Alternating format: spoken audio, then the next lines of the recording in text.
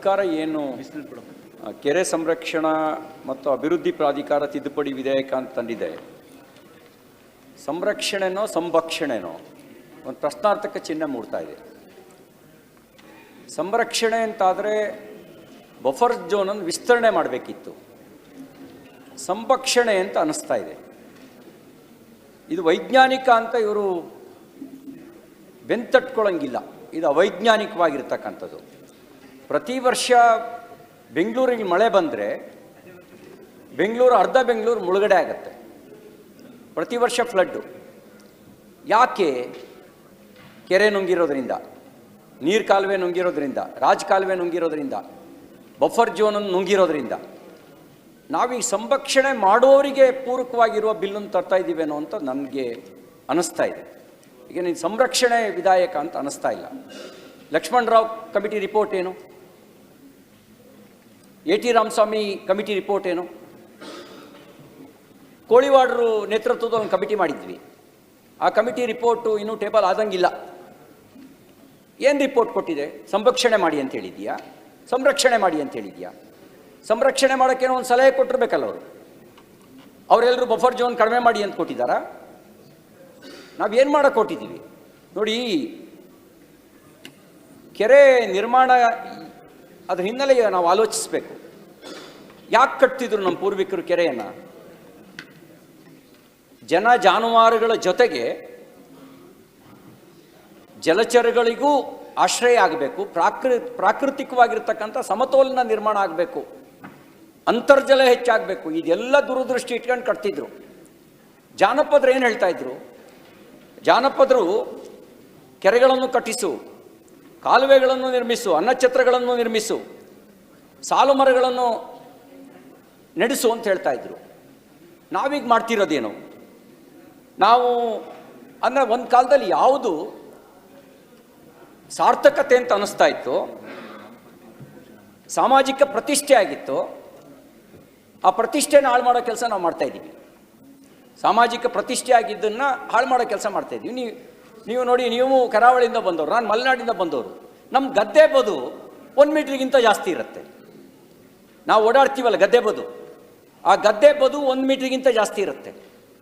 ಇವರು ಕೆರೆಗೆ, ಕುಂಟೆಗೆ 1 ಮೀಟ್ರಿಗೆ ಸಾಕು ಬಫರ್ ಝೋನು ಅಂತ ಹೇಳ್ತಾರೆ. 5 ಗುಂಟೆವರೆಗೂ ಬಫರ್ ಝೋನೇ ಬೇಡ ಅಂತ ಹೇಳ್ತಾರೆ.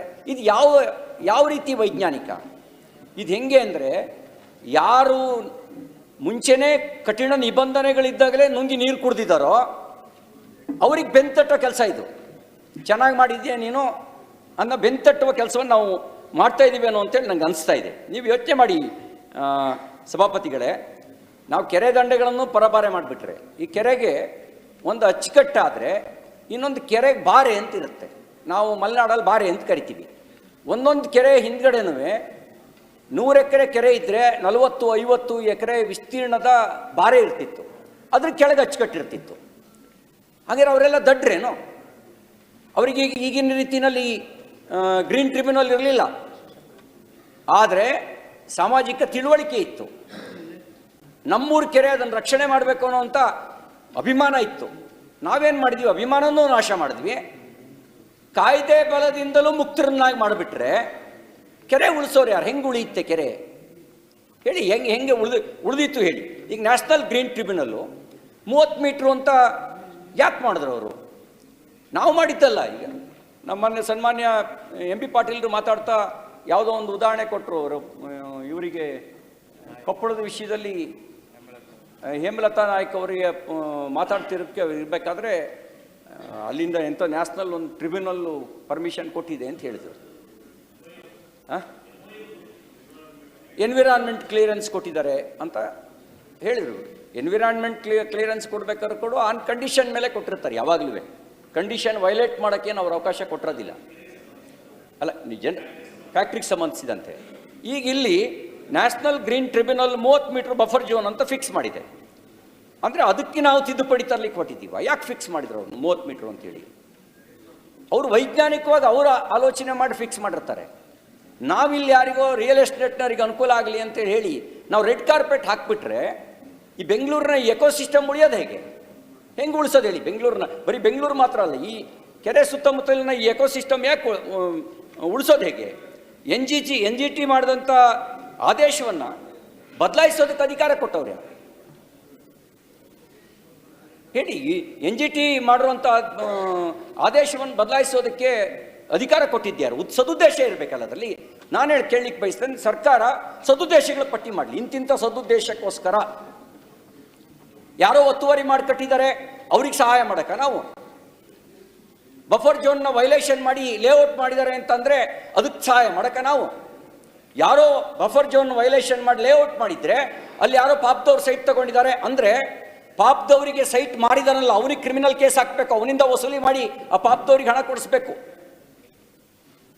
ಆದರೆ ಆ ಮಾಫಿಯಾ ಮಾಡಿದು ನಾವು ಬಫರ್ ಝೋನ್ನೇ ಕಡಿತಗೊಳಿಸಿದ್ರೆ ಹಾಗೆ ನಾವು ಯಾರ ನೆರವಿಗೆ ಇರಬೇಕಾಗಿರೋದು? ನಮ್ಮ ಪೂರ್ವಿಕರು ಕೆರೆ ಕಟ್ಟಿದ್ರಲ್ಲ, ಅವ್ರ ಆಶಯವನ್ನು ಮಣ್ಪಾಲ್ ಮಾಡ್ಲಿಕ್ಕೆ ನಮ್ಮನ್ನು ಈ ಸದನಕ್ಕೆ ಬಂದಿರೋದು.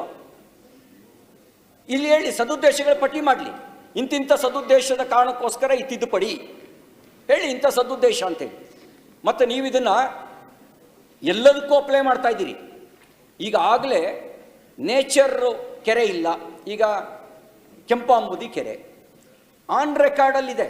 ನೇಚರ್ ಇಲ್ಲ, ಅಲ್ಲಿ ಬಸ್ ಸ್ಟ್ಯಾಂಡು ಬಿಲ್ಡಿಂಗು ಬಂದೋಗಿದೆ.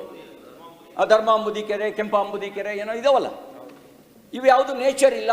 ಅದಕ್ಕೆ ಅನ್ವಯ ಆಗಂಗೆ ಮಾಡ್ತೀವಿ ಅಂತ ಹೇಳಿದ್ರೆ ಈಗಾಗಲೇ ಅದು ಅಸ್ತಿತ್ವ ಕಳ್ಕೊಂಡ್ಬಿಟ್ಟಿದೆ. ಅಸ್ತಿತ್ವ ಕಳ್ಕೊಂಡಿರೋದಕ್ಕೋಸ್ಕರ ನಾವು ಇದನ್ನು ಈ ಒಂದು ಬಿಲ್ ತರ್ತಾ ಇದ್ದೀವಿ. ಇನ್ನು ಮುಂದೆ ಇರುವ ಕೆರೆಗಳನ್ನು ಮತ್ತು ಬಫರ್ ಝೋನ್ ಸಹಿತ ಸಂರಕ್ಷಣೆ ಮಾಡ್ತೀವಿ ಅಂತ ಹೇಳಿದ್ರೆ ಆಗಿರೋ ತಪ್ಪನ್ನು ಮತ್ತೆ ನಾವು ಅದನ್ನು ಸರಿ ಮಾಡೋಕೆ ಆಗದೇ ಇರುವಂಥ ಅಸಹಾಯಕ ಸ್ಥಿತಿಲಿ ಇದ್ದೀವಿ. ಮುಂದೆ ತಪ್ಪಾಗದಂಗೆ ನೋಡೋದಕ್ಕೆ ಕಠಿಣ ಕ್ರಮ ತಗೊಳ್ತೀವಿ ಅಂದರೆ ಒಪ್ಪೋದಿತ್ತು. ನೀವು ಇದನ್ನು ಇಡೀ ರಾಜ್ಯಕ್ಕೆ ಅನ್ವಯಿಸೋಂಗೆ ಮಾಡಿದ್ದೀರಿ. ಇದ್ರ ಪರಿಣಾಮ ಏನಾಗುತ್ತೆ ಅಂತ ಯೋಚನೆ ಮಾಡಿದ್ದೀರಾ?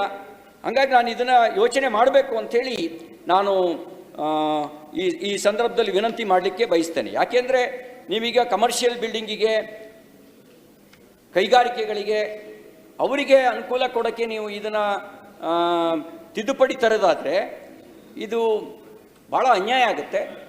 ಪ್ರಾಕೃತಿಕವಾಗಿರುವಂಥ ಸಭಾಧ್ಯಕ್ಷ, ಕಮರ್ಷಿಯಲ್ನವ್ರು ಕೊಡಬಾರ್ದು ಅಂದರೆ ಯಾವುದೇ ಪ್ರೈವೇಟ್ನವ್ರಿಗೆಲ್ಲ ಓನ್ಲಿ ಪಬ್ಲಿಕ್ ಯುಟಿಲಿಟಿ ಅಂತ ಕ್ಲಿಯರ್ ಇದೆ ಆ್ಯಕ್ಟ್ನಲ್ಲಿ ಹೆಚ್ಚಿಕೊಂಡು. ಅದಕ್ಕೆ ನಾವು ಸರ್ಕ್ಯುಲರ್ ಕೊಟ್ಟು ಕಳಿಸಿದ್ವಿ. ನಾವು ಮಾನ್ಯ ಸಭಾನಾಯಕರೇ, ಇನ್ನೂ ನೀವು ಈ ಬಫರ್ ಝೋನನ್ನು ಪಾರ್ಕಿಗೆ ಉಪಯೋಗಿಸಿ, ಈ ಬಫರ್ ಝೋನನ್ನು ನೀವು ಯಾವುದೇ ಬಿಲ್ಡಿಂಗ್ ಕಟ್ಟೋದಕ್ಕೆ ಅನುಮತಿ ಕೊಡದಂತೆ ರಿಸ್ಟ್ರಿಕ್ಷನ್ ಮಾಡಿ, ಅದನ್ನು ಒಪ್ಬೋದು ಅಲ್ಲ, ಅದನ್ನು ಒಪ್ಬೋದು. ಆದರೆ ಅದನ್ನು ಬಿಟ್ಟು ನೀವು ಅಲ್ಲ, ನಾನು ಹೇಳಿದೆ ಅದನ್ನು ಬಿಟ್ಟು ಬಫರ್ ಝೋನನ್ನೇ ಕಡಿತಗೊಳಿಸಿದರೆ ನಾನು ಸರಿ, ಅದು ಒಪ್ಬೋದು. ಆದರೆ ಬಫರ್ ಝೋನನ್ನೇ ಕಡಿತಗೊಳಿಸಿದರೆ ಹೆಂಗೆ ಒಪ್ಕೊಳ್ಳೋಕ್ಕಾಗತ್ತೆ ಹೇಳಿ? ಬಫರ್ ಝೋನ್ನ ಕಡಿತಗೊಳಿಸೋದ್ರಂಥ ಸದುದ್ದೇಶ ಏನು ಸದುದ್ದೇಶ? ಇದನ್ನು ಈಗ ನನಗೆ ಗೊತ್ತಿದೆ, ದೊಡ್ಡ ದೊಡ್ಡ ಬಿಲ್ಡರ್ಗಳ ಕೈವಾಡ ಇದ್ರ ಹಿಂದ್ಗಡೆ ಇದೆ. ನಮ್ಮ ಸರ್ಕಾರ ಇದ್ದಾಗಲೂ ಕೂಡ ಒತ್ತಡ ಬಂದಿತ್ತು. ಚರ್ಚೆಗೆ ಬಂದಾಗ ನಾವು ಹೇಳಿದ್ವಿ ಇದು ಕೆಟ್ಟ ಹೆಸರು ಬರುತ್ತೆ. ಅವರೀಗಾಗಲೇ ಸೂಟ್ ಕೇಸ್ ಎಲ್ಲ ಹಿಡ್ಕೊಂಡು ಓಡಾಡ್ತಿದ್ದಾರೆ ಅನ್ನೋ ಸುದ್ದಿ ಇದೆ. ಆ ಸೂಟ್ ಕೇಸಿಗೋಸ್ಕರ ಈ ತಿದ್ದುಪಡಿ ತಂದಿದ್ದೀರಿ ಅನ್ನೋಂಥ ಕೆಟ್ಟ ಹೆಸರು ಬರುತ್ತೆ, ನಥಿಂಗ್ ಡೂಯಿಂಗ್ ಅಂತ ಹೇಳಿದ್ವಿ ನಾವು ಅವಾಗ. ಈಗ ನಾವೇನು ಹೇಳಬೇಕಾಗತ್ತೆ? ಆವಾಗ ಅಲ್ಲಿ ಕೆಲಸ ಮಾಡಲಿಲ್ಲ ಸೂಟ್ ಕೇಸು, ಈಗ ಆ ಸೂಟ್ ಕೇಸ್ ಇಲ್ಲಿ ಕೆಲಸ ಮಾಡ್ತಾ ಇದೆ ಅನ್ನುವಂಥ ಅನುಮಾನ ಬರುತ್ತೆ. ಹಾಗಾಗಿ ಇದರಲ್ಲಿ ಸದುದ್ದೇಶ ಇದೆ ಅಂತ ನನಗೆ ಅನಿಸ್ತಾ ಇಲ್ಲ. ಈಗಾಗಲೇ ಅವ್ರೀಗ ಕೆಲವರು ದೊಡ್ಡ ದೊಡ್ಡ ಬಿಲ್ಡಿಂಗು ಕಟ್ಬಿಟ್ಟಿದ್ದಾರೆ, ವೈಲೇಟ್ ಮಾಡಿ ಕಟ್ಟಿದ್ದಾರೆ, ವ್ಯಾಜ್ಯಗಳು ಕೋರ್ಟ್ನಲ್ಲಿದ್ದಾವೆ.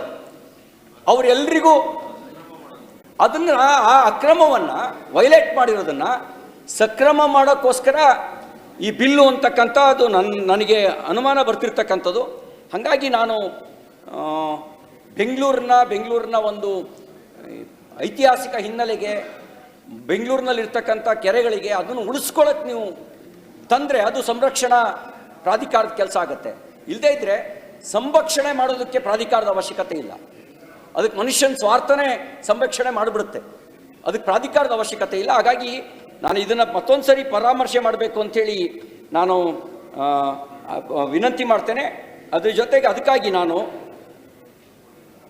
ಒಂದು ಜಂಟಿ ಸದನ ಸಮಿತಿ ಮಾಡಿ ಅಧ್ಯಯನ ಆಗಿ, ಕೂಲಂಕುಷವಾಗಿ ಅಧ್ಯಯನ ಆಗಿ, ಈಗಾಗಲೇ ನಾಶವಾಗಿರೋ ಕೆರೆಗಳು ಎಷ್ಟು ಅದರದ್ದು ಅಧ್ಯಯನ ಆಗಲಿ.